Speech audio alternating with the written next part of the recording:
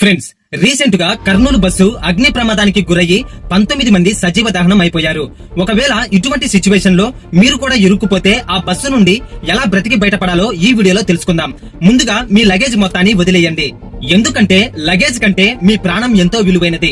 మంటలు వచ్చినట్టుగా, పొగలు వచ్చినట్టుగా ఏమాత్రం అనిపించినా ఏమైందో తెలుసుకోవడానికి డ్రైవర్ అండ్ క్లీనర్ దగ్గరికి వెళ్లి కన్ఫర్మేషన్ తీసుకోవాల్సిన పనే లేదు.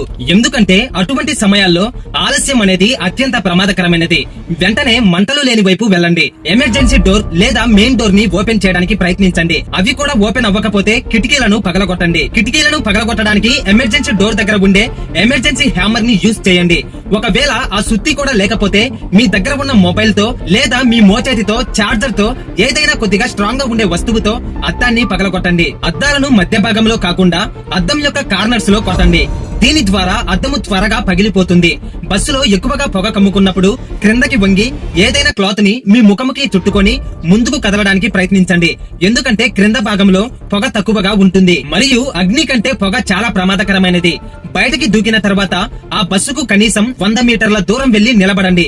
మీకు వీలైతే ఇతరులకు సహాయం చేయడానికి ప్రయత్నించండి. వెంటనే ఎమర్జెన్సీ నంబర్ కి కాల్ చేసి సమాచారం ఇవ్వండి. వీటికంటే ముందుగా మీరు బస్సు ఎక్కినప్పుడే emergency exit and emergency hammer ఎక్కడ ఉన్నాయో ఒకసారి చూసుకోవడం చాలా మంచిది. ఫ్రెండ్స్, ఈ వీడియోని లైక్ చేయకుండా పర్లేదు, కానీ ప్రతి ఒక్కరికి షేర్ చేసి ప్రతి ఒక్కరిలో అవేర్నెస్ పెంచండి.